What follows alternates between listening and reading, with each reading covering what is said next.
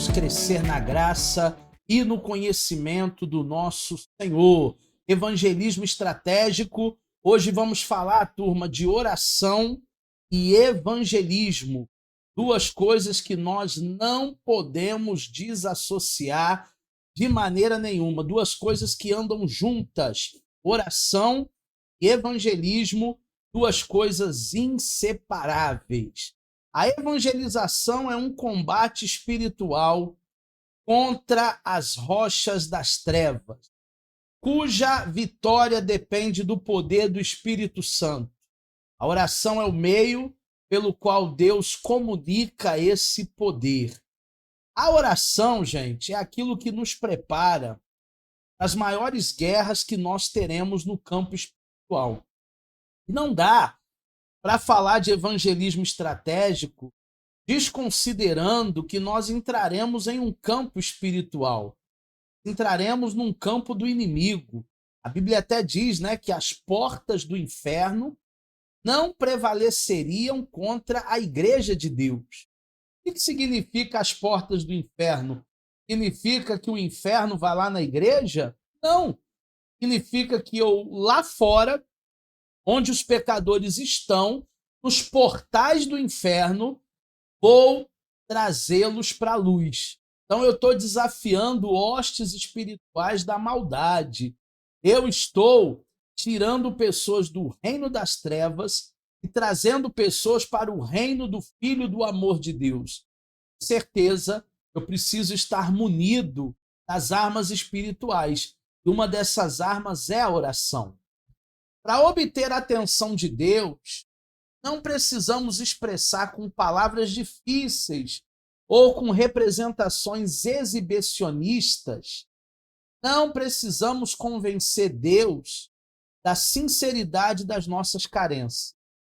Já temos os ouvidos do Pai, que sabe tudo a nosso respeito, mesmo assim nos escuta.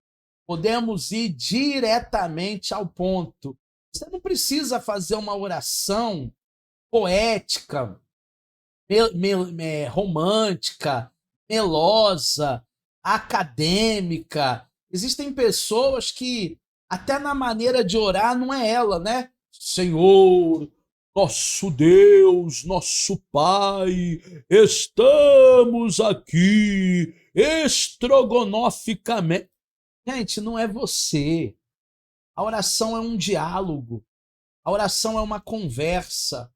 A oração, ela é algo que vem de dentro. Você pode ser você quando estiver orando.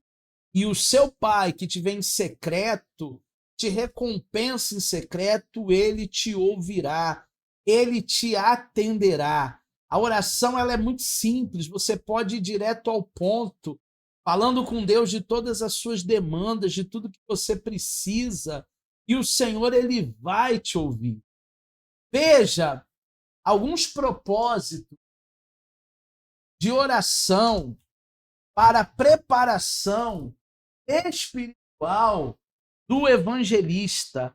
Existem algumas coisas na minha vida como evangelista, na sua vida como homem e mulher de Deus, que nós precisamos levar e nos preparar, porque a batalha, a guerra, não é para amadores. A batalha, a guerra, é para quem está munido na oração. Primeira coisa, prepare um caderno de anotações. Primeira coisa que você deve fazer é ter um caderno. Peça para Deus para colocar em seu coração o nome daqueles que ele deseja salvar. Tem tanta gente que pede oração, tem tanta gente que se esbarra conosco na rua. Para mim não há coincidências. Para mim há Jesuscidência. Eu não acredito que uma pessoa iria me encontrar em um determinado lugar se ela não tivesse precisando da minha oração, da palavra, de uma conversa, de um abraço.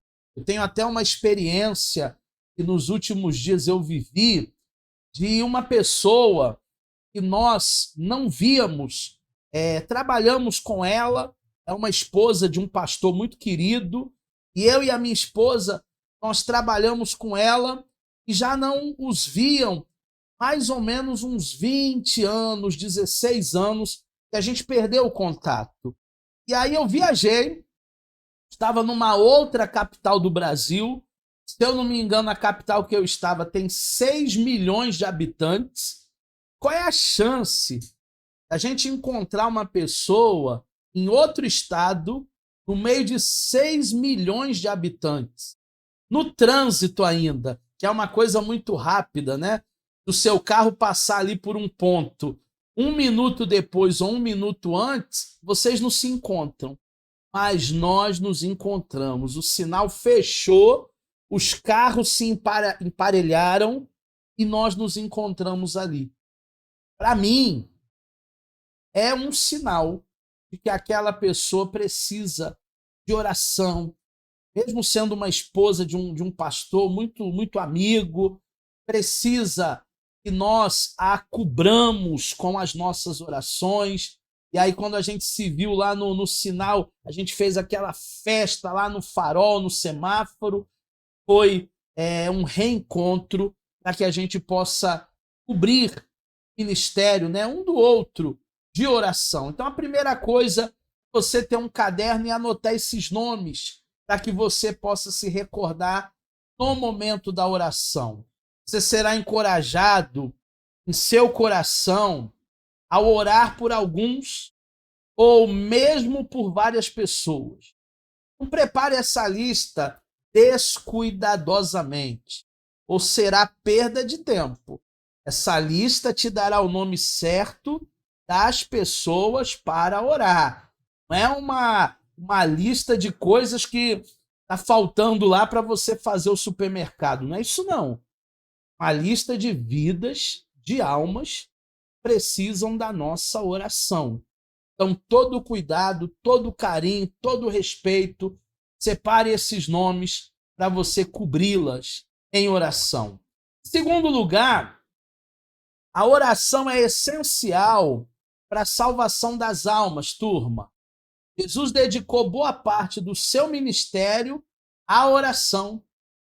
Ele entendeu que para cuidar das pessoas, ele precisava gastar tempo dedicando a orar. Em Lucas capítulo 6, versículo 12, nós temos, né, essa preocupação de Jesus com a oração. Naqueles dias, Jesus se retirou para o monte a fim de orar e passou a noite orando. Eu costumo dizer para os meus alunos o seguinte: que Jesus, que era Jesus, o Filho de Deus, ele viu a importância da oração. Imagina você, mero comedor de arroz e de feijão. Nós precisamos dar mais importância ainda para essas orações. Jesus, ele se retirava geralmente para o monte, que é um lugar mais sossegado, e ali ele passava madrugadas orando, madrugadas em comunhão com Deus. Eu acho que é isso que falta muito para a igreja do século XXI, ter uma vida mais intensa de oração. Jesus realmente acreditava que a oração podia mudar a circunstância da vida. Ele deu um sinal visível de que o Pai ouve nossas orações no exato momento em que nós oramos. Gente, é imediato. No momento em que você ora, Deus ouve. A resposta pode até demorar alguns dias ou alguns meses, dependendo do plano de Deus para a sua vida. Mas a realidade é uma só. Esse Deus que salva, que cura, que liberta, está atento às nossas orações. Está atento ao nosso pedido de socorro, ao nosso pedido de ajuda. Para termos uma vida prática de oração, devemos seguir pelo menos 3 pressupostos bastante amplos. O primeiro, Deus existe. Faz sentido você entrar em oração se você não acreditar que Deus exista. Segundo, ele é capaz de ouvir as nossas orações. Também é incoerente orar se você não acredita que Deus está lhe ouvindo. Deus está de ouvidos abertos para te ouvir. Terceiro, Deus se interessa pelas nossas orações. Imagina se eu, que sou casado, convido a minha esposa para fazer uma viagem de carro, uma viagem um pouquinho distante, né? 100, 200, 300 quilômetros. Uma viagem que a gente vai passar aí pelo menos umas 2, 3 horas no carro. E aí, ao longo da viagem, imagina que eu não fale absolutamente nada com a minha mulher. Eu vá calado, eu vá mudo. Vai chegar um determinado lugar ali na viagem, vai chegar algum ponto na estrada e a minha esposa ela vai me perguntar: você está com algum problema? Você está triste comigo? Eu fiz alguma coisa que você não está legal? Você não está falando comigo? Gente, se nós conseguimos nos comunicar com o nosso cônjuge, marido, esposa, uma viagem aí de 2, 3 horas, imagina como Deus se sente quando passamos dias e mais dias e mais dias sem falar com Ele através da oração. Eu acho que Deus também ele deve se sentir desprezado. Poxa, meu filho ele não quer falar comigo. Meu filho ele não quer se abrir. Meu filho ele não quer ter comunhão comigo. E a maneira como nós temos comunhão com Deus é através dos momentos de oração. A oração é essencial para a salvação de vidas. O princípio básico da salvação de almas é que nós devemos orar antes de sair para o campo para evangelizar. Primeiro peça a Deus direção e então saia para evangelizar. Porque tem muita gente que faz até no automático. É uma coisa tão corriqueira, é uma coisa que ele está tão acostumado a fazer ao longo dos anos, e ela faz até na prática. Mas nós estamos indo para um campo de batalhas. Nós precisamos estar munidos na oração e preparados para todo o ataque do inimigo. Em terceiro lugar, um obstáculo à oração. Existem alguns obstáculos, alguns impedimentos das nossas orações. Os cristãos, eles devem ter especial cuidado, rejeitar todos os pecados conhecidos.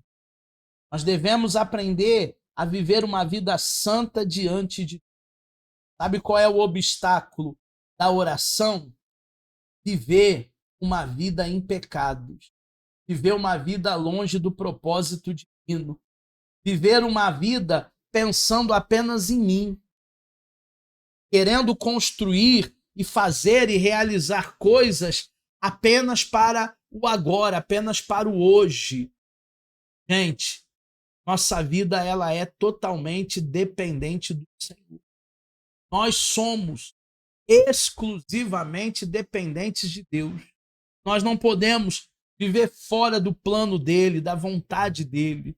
Nós não podemos viver longe da presença dele.